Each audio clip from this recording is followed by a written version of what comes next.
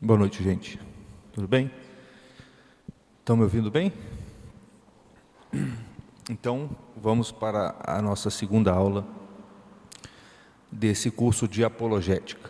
Na aula passada, a gente falou um pouquinho sobre em que consiste a apologética e um pouquinho sobre algumas questões referentes já à relação entre fé e razão. A gente viu como que esse problema era tratado ali no início do cristianismo, quando os primeiros cristãos se depararam com a filosofia grega, com aquele ambiente já imerso dentro da filosofia, onde o cristianismo se desenvolveu. E uma das coisas que a gente viu é que isso que é tão comum hoje, que é a ideia de que existe uma oposição entre fé e razão, é uma coisa, num certo sentido, muito recente. Isso começa ali com... isso começa mesmo no iluminismo, ali, por volta do século XVIII, talvez um pouquinho antes, um pouco depois, mas isso começa no mesmo momento em que a educação se tornou obrigatória e universal, e isso no mesmo momento em que foi inventada a imprensa. Então, livros começaram a circular de uma maneira muito intensa. A igreja já não detinha mais uma hegemonia cultural, como tinha até então. Os jesuítas, que eram a ala intelectual combatente da igreja, já tinha sido, pelos próprios iluministas, destruídos. A ordem jesuíta foi apesar de ainda existir, tal como ela era antes, ela foi praticamente destruída, justamente com a intenção de que o nosso acesso à teologia, vamos dizer assim, ao patrimônio intelectual desenvolvido pelos primeiros filósofos cristãos fosse vedado, fosse rompido.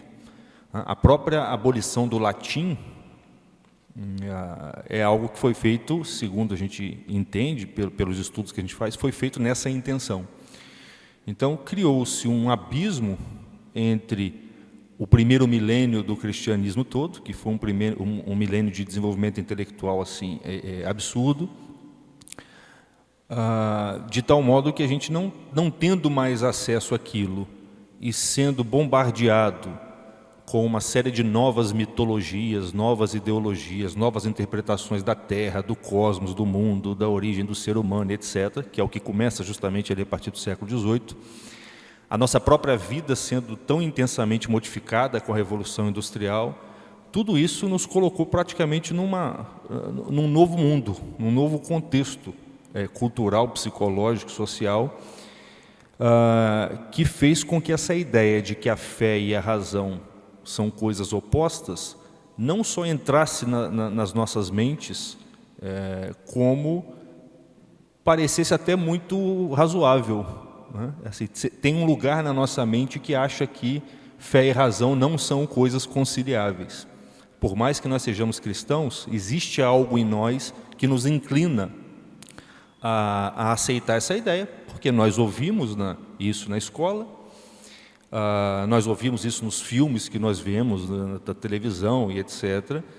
E nós vivemos num mundo que já não é mais um mundo, vamos dizer assim, litúrgico. O nosso mundo já não tem mais, não respira mais aquela atmosfera sobrenatural, tal como respirava o mundo que antecedeu a esses últimos 300 anos. E nós vimos que, na verdade, o que os primeiros cristãos diziam é que a fé e a razão não podiam se opor por princípio, porque eram duas luzes com a qual Deus havia dotado o ser humano.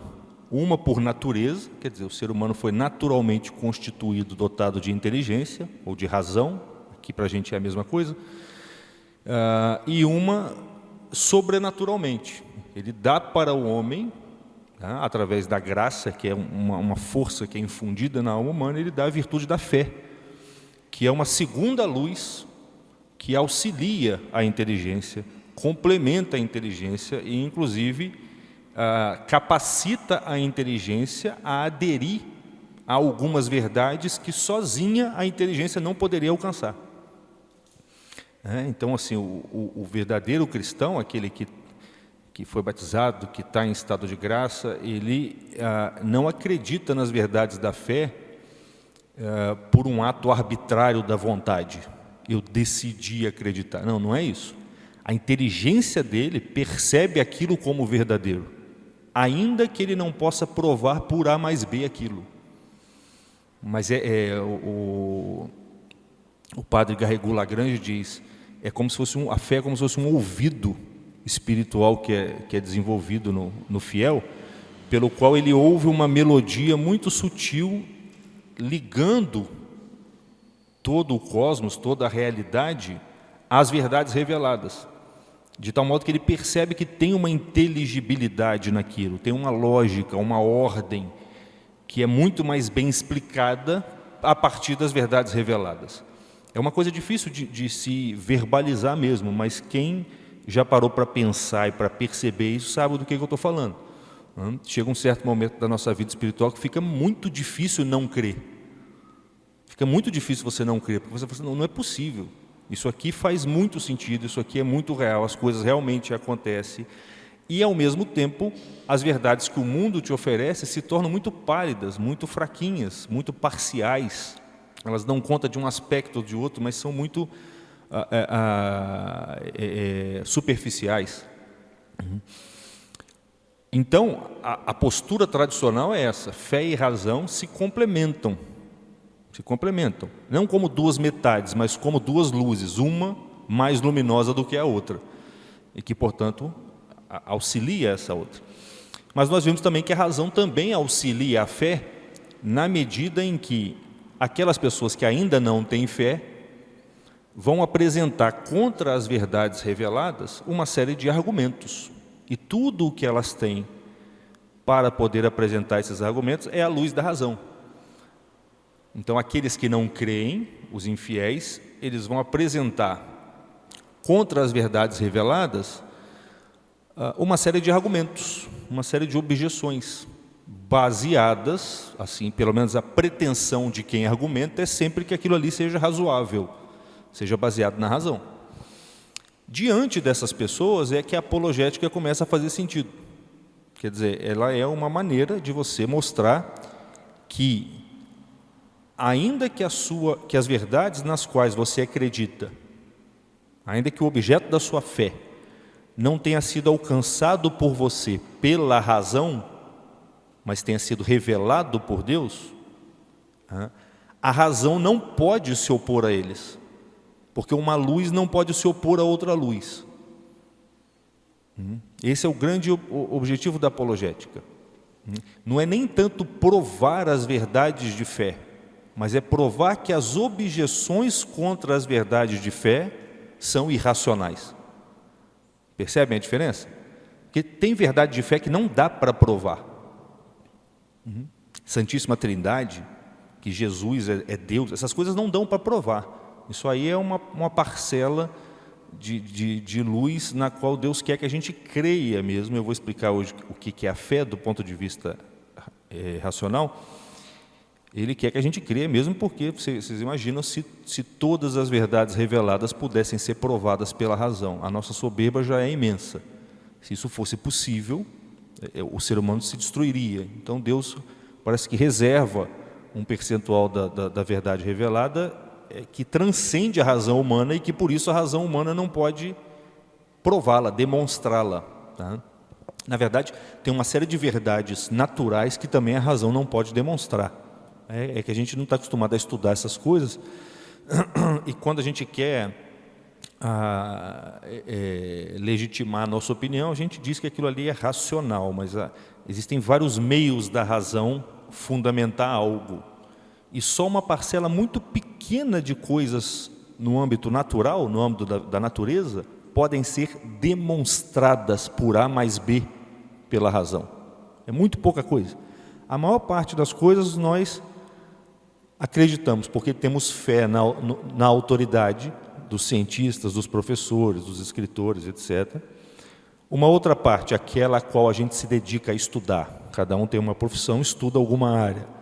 A gente adere àquelas verdades por experiência, por razoabilidade, você avalia e vê que parece com muita certeza que as coisas são assim, mas se alguém te pedir para você provar matematicamente, você vai ver que não dá.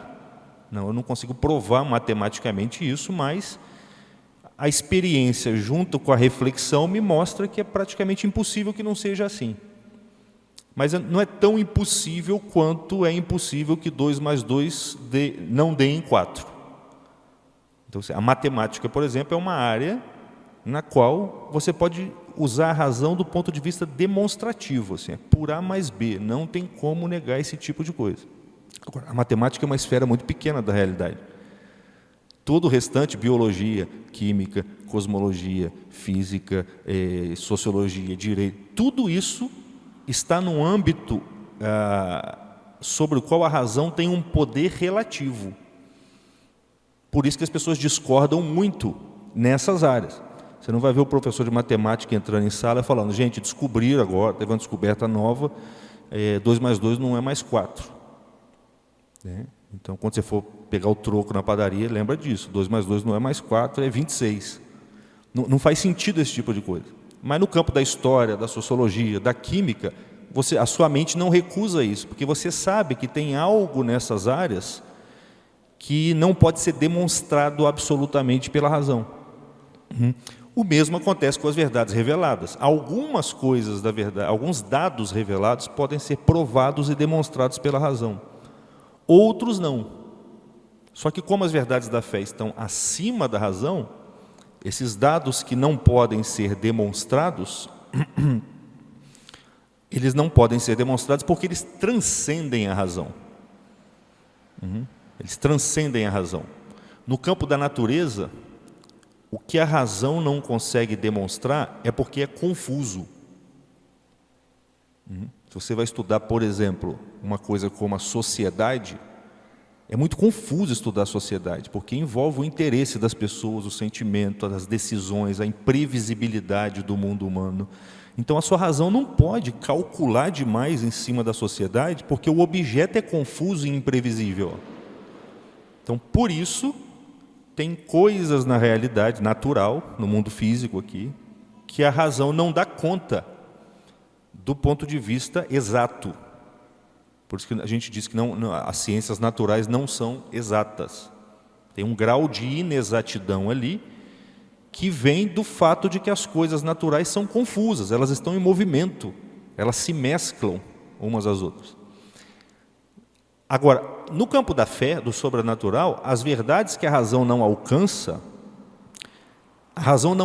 não porque elas sejam confusas, mas porque elas são claras demais para a nossa razão, por assim dizer. É luz demais. Um negócio como Santíssima Trindade, Deus é uma única substância com 3 pessoas, isso é demais para a nossa razão. A nossa razão está limitada, ela só consegue raciocinar em cima do que a gente percebe aqui. E a gente só percebe uma natureza e uma pessoa. Ninguém tem a experiência de uma natureza que tenha 2 pessoas ali dentro. Mesmo um caso como dupla personalidade, a gente sabe que é uma pessoa só. Agora, no âmbito do sobrenatural, algumas verdades reveladas são grandes demais para a nossa razão, então a gente não as compreende racionalmente por um excesso de luz que elas possuem, e não porque elas são confusas. Está dando para entender o que eu estou dizendo? Então veja bem, a razão ela é sempre limitada, seja para analisar o mundo natural, seja para analisar o mundo sobrenatural. Mas sempre tem algo no mundo natural, assim como no sobrenatural, que a razão pode comprovar de uma maneira necessária. Assim, não tem como você negar. Negar é afirmar aquilo. Ao longo do curso nós vamos dar vários exemplos disso. Tá? Então é dentro desse contexto que a gente vai explicar, desenvolver e exercitar isso que a gente chama de apologética, que nada mais é, como eu falei, do que um empreendimento que visa defender as verdades reveladas diante dos ataques da razão. Porque, ainda que a sua razão não possa compreender boa parte das verdades reveladas, ela também não pode questionar. porque uma luz não pode se opor a outra luz. Uma verdade não pode se opor a outra verdade. Quando isso acontece é porque em algum aspecto tem falsidade ali no meio. Então, a apologética vai ser a defesa das verdades reveladas diante dos ataques feitos pelos infiéis, no geral, se baseando na razão. O ataque se baseia na razão e a defesa também, porque se ele é infiel, ele não vai aceitar a autoridade da fé. Então você vai ter que usar a autoridade que é comum a todos os homens, fiéis e infiéis, que é a razão, para poder mostrar que não tem como a razão se opor à fé. E com isso tentar fazer o sujeito, além de defender a sua fé, tentar fazer o sujeito fazer o seu primeiro ato de fé. Quer dizer, ela também é um instrumento de conversão, porque se você fizer o trabalho bem feito, o sujeito vai falar, pô, é mesmo. Então, peraí, se tem mais luz aí, deixa eu beber um pouco dessa luz, deixa eu receber um pouco dessa luz. Bem, tem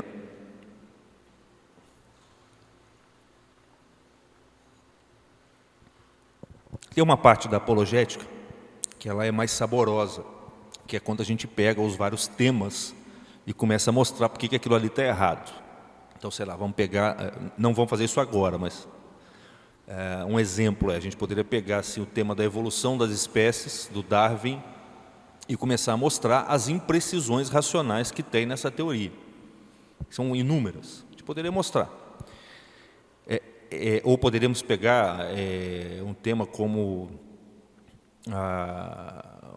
o Big Bang ou a luta de classes, tem vários temas, a gente poderia fazer isso. Isso é mais saboroso.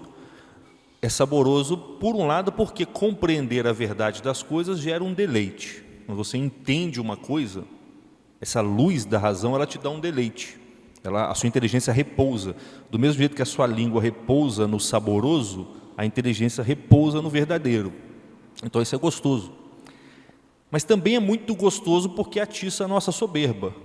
Você é colocado no lugar de quem está do lado da razão.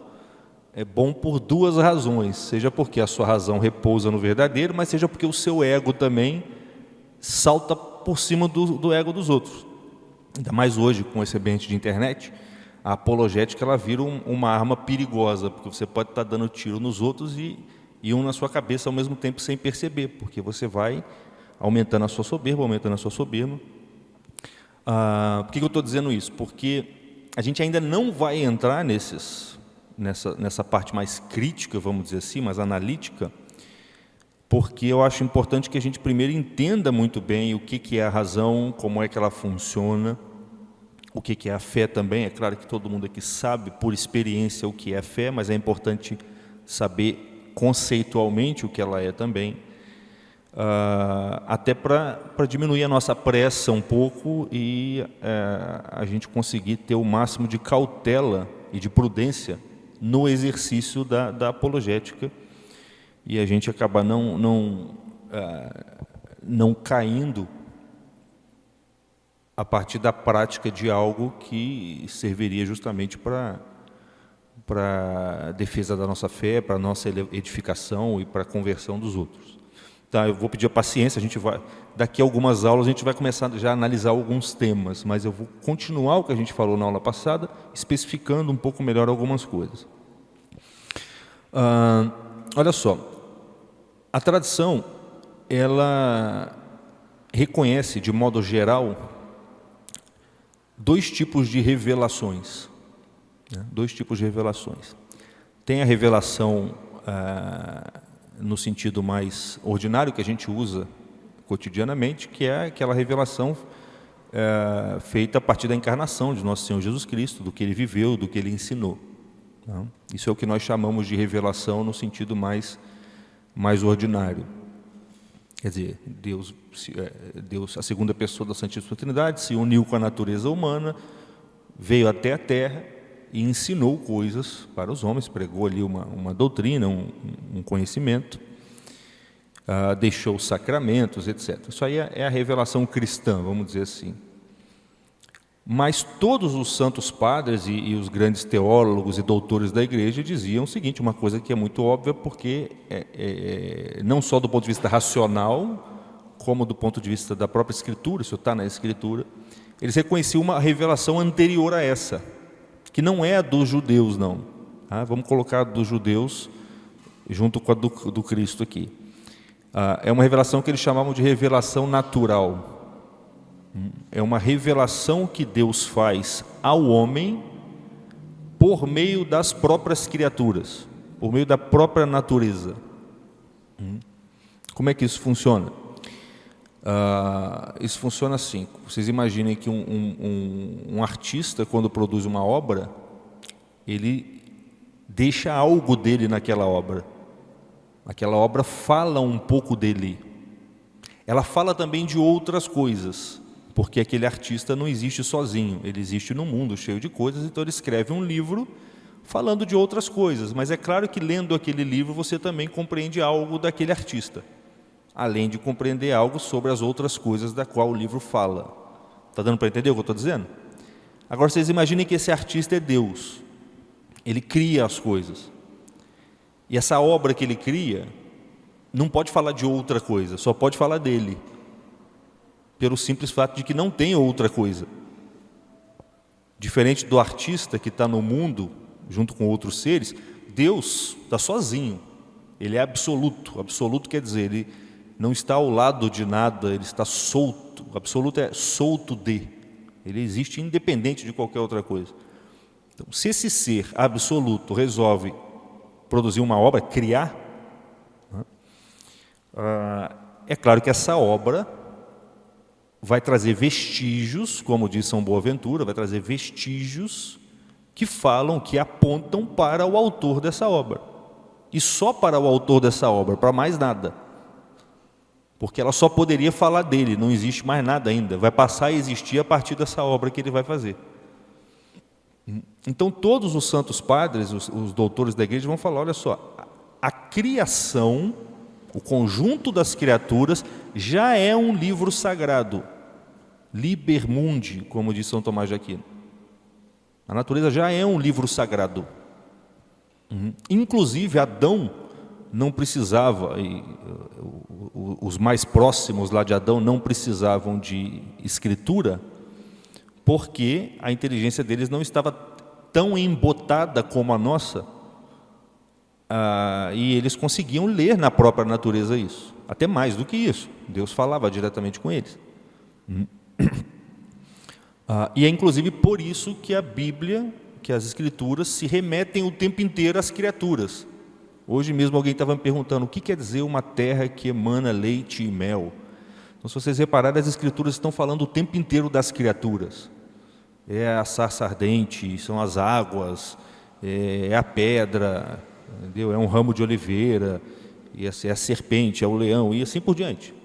Ela só faz isso porque as próprias criaturas são, em relação a Deus, uma espécie de fotografia, uma espécie de manifestação em escala menor daquilo que Deus é, daquilo que Deus quer, do próprio plano de Deus, do próprio Logos divino. Eu sei que isso é um pouco estranho para a gente hoje, tá? E às vezes parece até paganismo. Inclusive é importantíssimo saber isso aqui, porque boa parte das pessoas que abandonam o cristianismo e vão para religiões de tipo oriental, boa parte disso, e isso aconteceu comigo durante uma época, elas vão porque o cristianismo, na medida em que ele perde de vista essa revelação que antecede a revelação escrita, ele parece que esvazia um pouco a sua experiência do mundo. E foi por esse esvaziamento que começou a entrar essas concepções mecanicistas do mundo. O mundo é uma máquina, o mundo é só matéria, o mundo é só átomo. E se você começa a pensar demais o mundo dessa maneira, em última instância você vai ser levado à conclusão de que o mundo não precisa de Deus. Porque ele é uma máquina, é um monte de partículas que se encontram, se auto-organiza, e para que eu preciso de um Deus? Como diz o Drauzio Varela, isso é mais milagroso do que os milagres de Jesus Cristo. Tem um texto dele onde ele diz isso, fala assim, eu não preciso acreditar nos milagres de Cristo porque o choque de partículas que produziu o mundo é um milagre muito maior do que a multiplicação dos pães. Mas a tendência natural vai ser essa. Se você perde de vista que Deus é o Criador das criaturas e que esse Criador está presente, que a palavra dele se manifesta nesse discurso, ou melhor, se você perde de vista que a própria natureza é um discurso divino, um abismo é colocado entre você e Deus, do ponto de vista das criaturas, do mundo externo. E esse mundo externo vai ficando material, ele vai ficando grosseiro, ele não é mais vivo. E aí abre-se espaço para essas concepções materialistas do mundo, que vão te afastar de Deus. Então, mas por que eu estou falando disso? Porque olha só, essa revelação natural, quer dizer, as marcas que Deus deixa no mundo físico, que são manifestadas na beleza das coisas, na ordem das coisas, na qualidade que as coisas apresentam, sobretudo na beleza e na harmonia do mundo. Esse é o grande sinal que Deus deixa nas coisas, além de indefinidos outros. Mas o grande sinal é a beleza, a harmonia e a ordem que nós podemos perceber no mundo. Esses sinais que Deus deixa na natureza e que torna a natureza muito mais do que um conjunto de coisas soltas, um grande livro que pode ser lido pelo homem, ele tem como correlato no homem uma capacidade que o homem possui de fazer a leitura desse livro. Deus não daria um livro para o homem sem que o homem tivesse a capacidade de ler esse livro. E qual é a capacidade, qual é o instrumento que o homem usa para ler esse livro? Primeiro, são os 5 sentidos, que é a primeira fonte pela qual a beleza e a harmonia do mundo entra para você. Mas, em última instância, é a inteligência. Porque na medida em que você começa a perceber essa beleza externa do mundo, como diria Platão, você vai vendo que o pôr do sol é bonito, as árvores são bonitas, os rios são bonitos, os animais são bonitos, as pessoas são bonitas. Daqui a pouco você vai percebendo, peraí, mas a relação entre os animais com as plantas e com as estações também é bonita. A relação do homem com o outro homem também é bonita. O fato de você existir numa sociedade e poder sentar num banco que não foi feito por você, mas foi feito por outros homens que nem sabiam quem era você, isso também é uma ordem e também é bonito. E é mais bonito do que a ordem visível. Então o homem vai, aos poucos, ele vai percebendo que existe uma ordem invisível por trás das coisas. Uma ordem mais profunda, que mostra que existe uma lógica, uma inteligência por trás da natureza. E o que no homem é capaz de ler essa lógica interna é a inteligência, é a razão. Inteligência significa intellegere, é a capacidade de ler por dentro, de ler aquilo que está na profundeza das coisas, de ler aquilo que os sentidos não são capazes de ler. Então, a revelação natural corresponde à inteligência humana. Deus criou o mundo, criou a natureza, criou o conjunto das criaturas. Esse conjunto das criaturas é como se fosse um livro, é a primeira revelação. E ele dotou um dos seres, uma dessas criaturas, quer dizer, uma espécie de criaturas, que é o homem, de uma capacidade de ler esse livro. E essa capacidade é o que a gente chama de inteligência. Por que eu estou dizendo isso? Porque a razão humana, a inteligência humana, ela é muito mais do que uma capacidade de raciocinar. Ela é uma capacidade de receber uma revelação.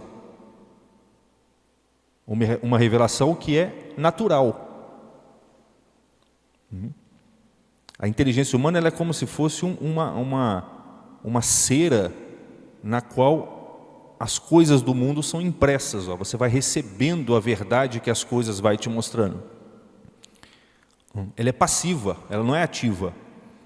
Entender uma coisa é receber na nossa inteligência a verdade que essa coisa transmite.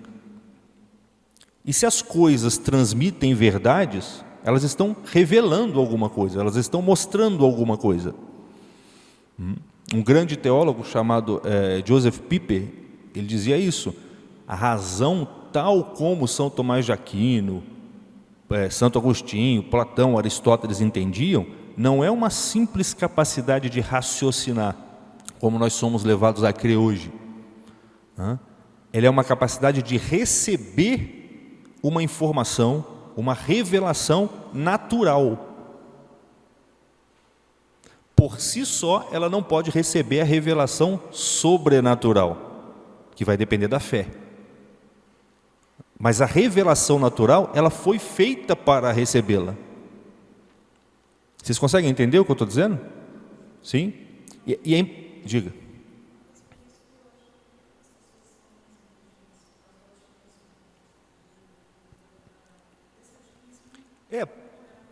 Se você perde de vista que a natureza é uma maneira da palavra divina.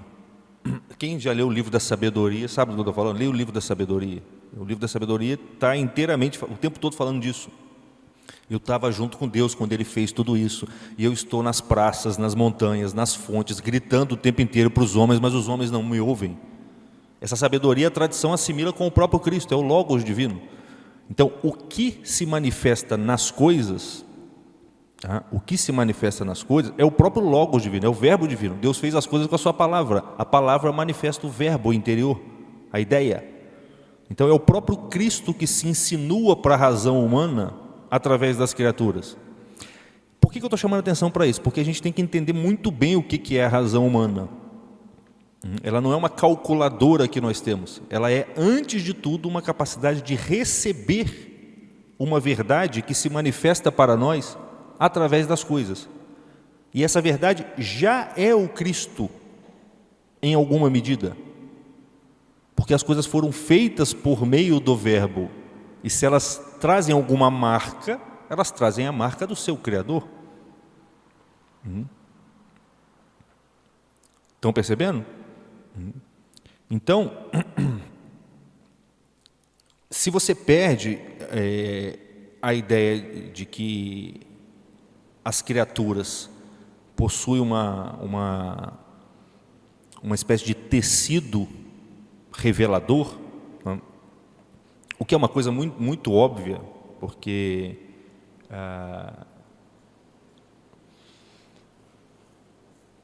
você vê a obra de arte humana nada mais é do que, você vê, se o homem consegue pegar uma matéria-prima qualquer e transmitir um conteúdo através dela, é isso que a gente chama de arte, de técnica, ele faz isso porque ele é dotado de inteligência. Então a matéria para ele não é só um obstáculo ou um alimento que ele destrói para se nutrir. Ela se torna uma matriz, uma comunicação, uma matéria para ele comunicar alguma coisa. É aí que está a nobreza do homem do ponto de vista em relação aos animais. O homem é artista. Os animais até se utilizam da matéria assim também, mas de uma maneira muito primitiva. Nas cores das suas penas, o pavão abre o leque das suas penas. É uma comunicação muito primitiva se você comparar com a técnica humana. Ele faz isso porque ele é inteligente. Deus sendo uma inteligência, ele não poderia fazer um mundo, um conjunto de criaturas que não dissesse nada sobre aquilo que ele é. Se você meditar muito bem nisso, isso é impossível. É impossível. É impossível uma inteligência agir sobre uma matéria sem tornar essa matéria inteligível. Estão entendendo? É claro que, aliás, é por isso, aí a gente vai entrar na revelação agora. É por isso que, quando a gente vai ler o Evangelho, a gente não lê o Evangelho só buscando as palavras do Cristo, mas a gente lê os gestos do Cristo. A gente lê os lugares onde Ele entrou, as montanhas que Ele subiram. Não sei se vocês já leram as homilias dos grandes doutores e santos consagrados. Eles não focam somente no que Cristo disse. As homilias que a gente ouve aqui, se vocês prestarem atenção, o padre vai lá e fala assim, essa cidade aqui de onde ele saiu significa isso. E ela indica tal aspecto da sua vida, tal aspecto da sua alma. Cristo aqui estava falando sentado para simbolizar isso. Nessa outra passagem ele falou em pé, porque ele está querendo simbolizar uma outra coisa.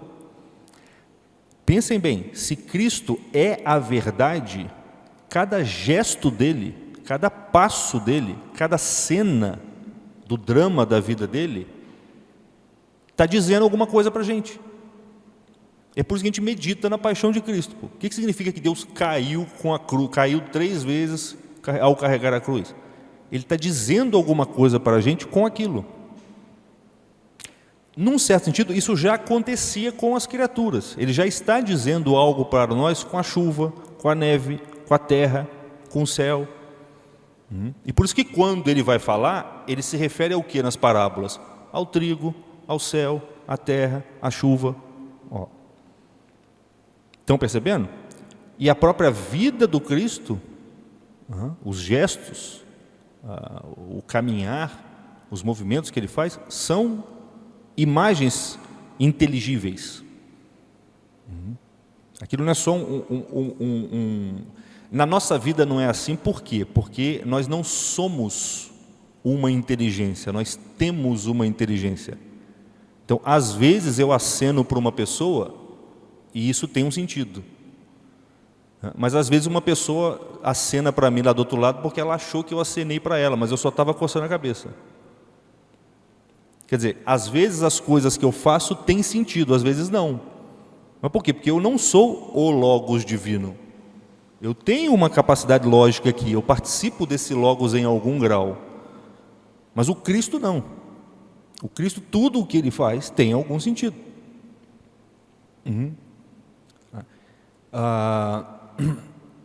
Só que, quando a gente pensa nessa segunda revelação, que é a revelação num sentido mais ordinário, porque a gente fala mais dela, mas ela é mais extraordinária.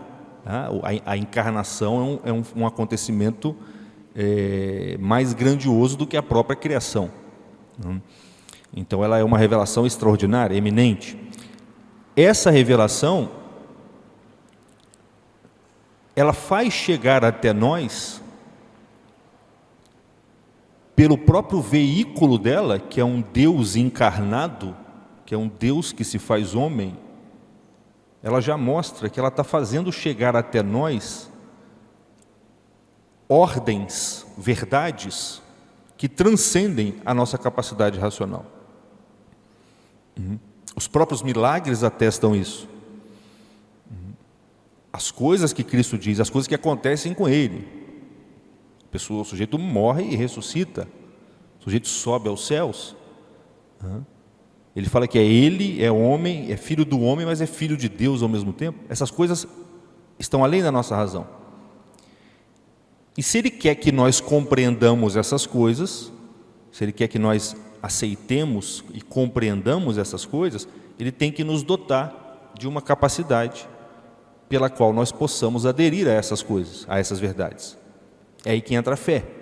Então, se a inteligência é a capacidade de ler a revelação natural, que se insinua na natureza, a fé é a capacidade que Deus nos dá, ela não é natural, ela é sobrenatural, é Deus que infunde em nós, é a capacidade pela qual nós nos tornamos aptos a ler, a aceitar e a compreender, a conhecer as verdades sobrenaturais que são reveladas por Jesus Cristo, pelos profetas e por toda a tradição ali que vai culminar na encarnação.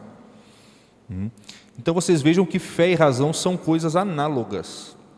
São coisas análogas.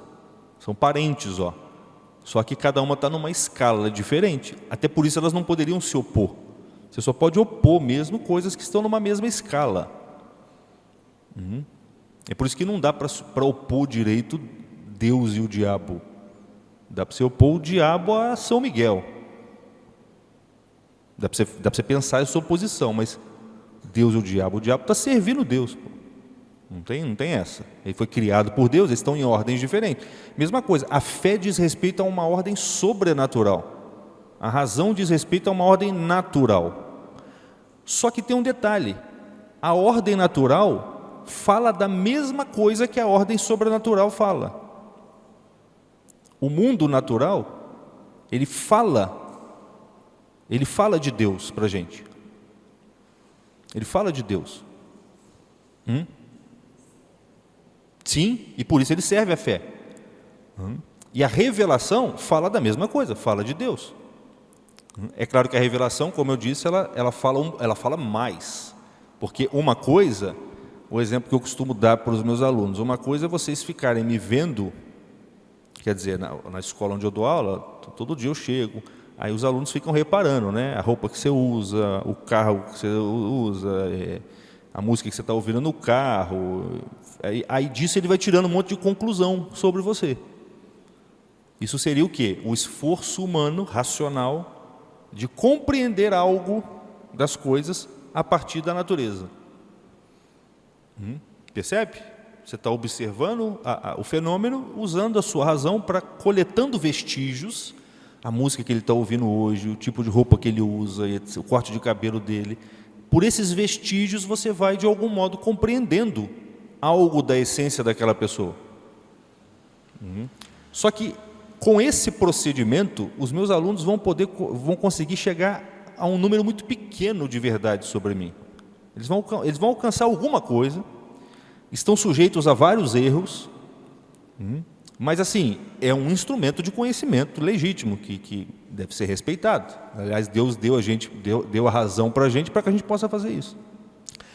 Agora você imagina um dia que eu chego em sala de aula e falo assim, gente, agora eu vou contar para vocês um pouquinho da minha vida. Vocês já ouviram um testemunho de uma pessoa? Quando a pessoa dá um testemunho, você fica assim, nossa, eu jamais podia imaginar que tudo isso aconteceu com essa pessoa. Isso é uma revelação. E é isso que Deus faz. Primeiro ele te dá vamos dizer assim, um tecido de sinais, de símbolos, de coisas, para você exercitar a sua razão e tentar encontrá-lo. E é possível. São Paulo diz, Deus nunca abandonou os homens, ele sempre permitiu aos homens que o conhecessem através das criaturas. Então, nas cartas de São Paulo, quando ele vai falar, fazer um elogio dos gentios. Então ele fala, Deus nunca abandonou os gentios, ele sempre esteve presente indiretamente através da natureza. Aí a gente entende até a idolatria. O que é idolatria? É você parar de ver aquilo que a natureza te mostra e ficar olhando para a própria natureza. Como quando você aponta a lua e a pessoa, ao invés de olhar para a lua, ela olha para o seu dedo. Percebe? Isso é idolatria. A idolatria é um risco próprio da revelação natural. Que é você começar a cultuar o sol, ao invés de entender que o sol foi feito para te dizer algo de Deus, para te dizer que tem um sol espiritual. Percebe? Uma luz metafísica, por assim dizer.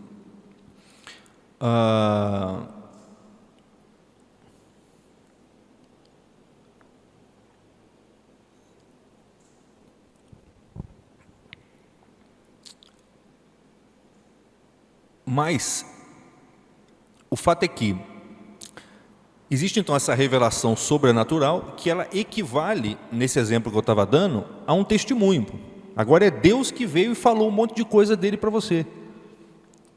E é natural que a sua razão fique meio enlouquecida e até julgue essa sabedoria que Deus está revelando como loucura.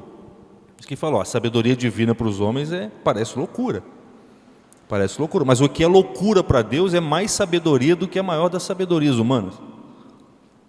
Parece loucura porque, quando eu conto isso para os meus alunos, eu brinco com eles, porque eu falo para eles assim, se eu falar para vocês que eu já fui cantor de funk, vocês vão acreditar? Eles falam, não, claro que não. Eu pego e falo, eu fui, é verdade, eu fui cantor de funk. Fazia rap e cantava funk, com boné, com a chapa de ferro assim no boné.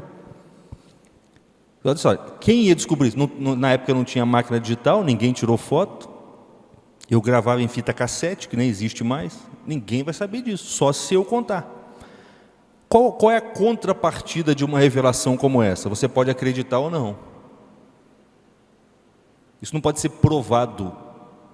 Percebe? Isso não pode ser provado. Mas você pode mover a sua inteligência a aderir a isso. O que é a fé?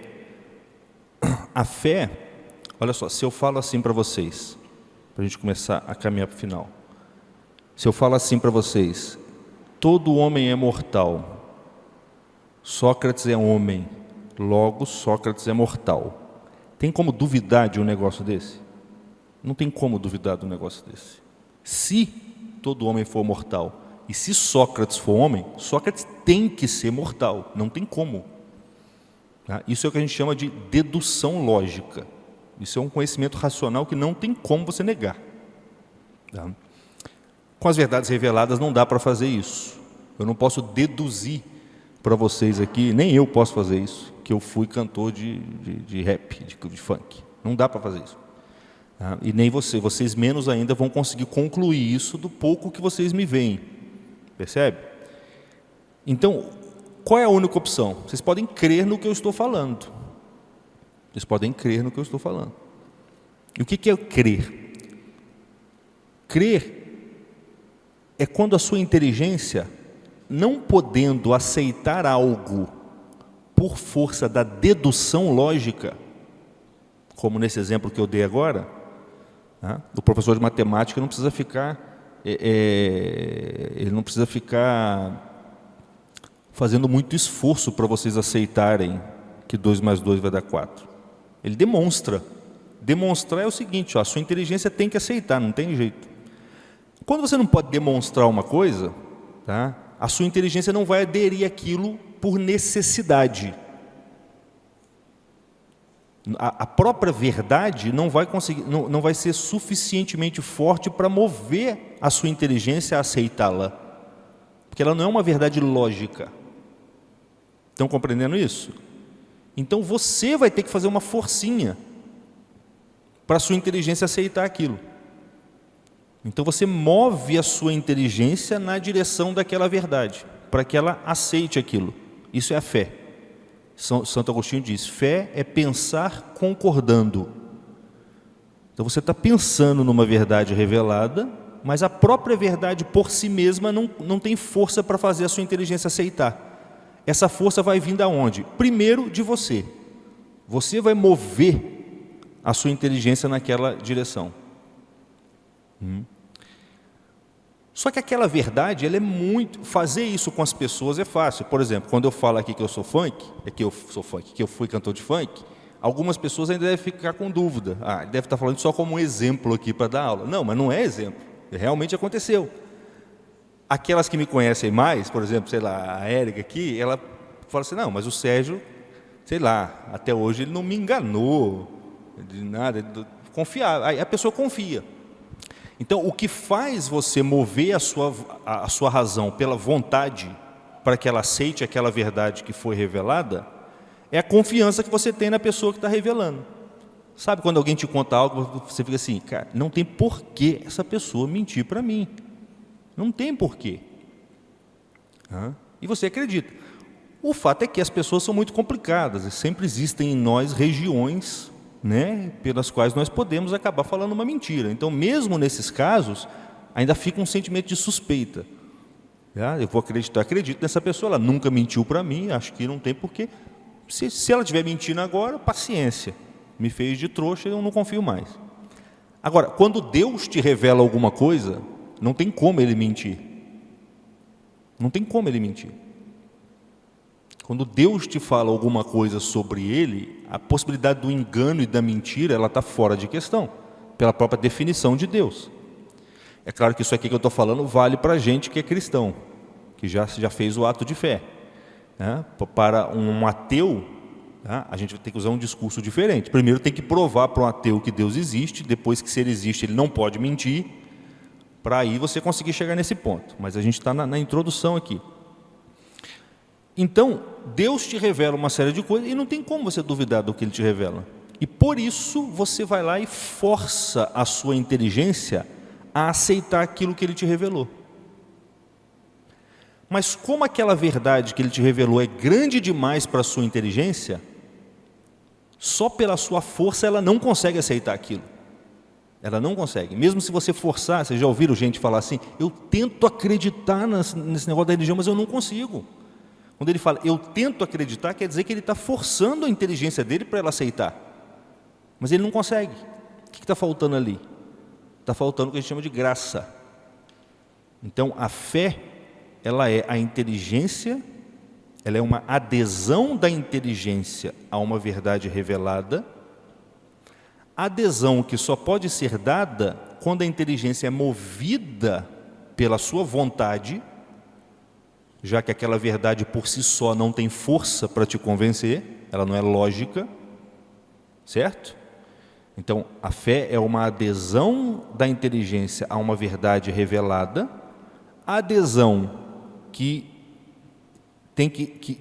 só é possível porque ela está sendo movida pela vontade, você quer aquilo, então você força a sua inteligência a aceitar aquilo, mas como a sua inteligência não tem força suficiente, nem a sua vontade para aceitar uma verdade tão ampla, Deus te manda uma graça. No momento mesmo em que Ele vê que você está crendo, Ele te manda uma força. Essa força é que vai fazer com que você desenvolva aquele ouvido que eu falei, citando o padre Garrigou Lagrange.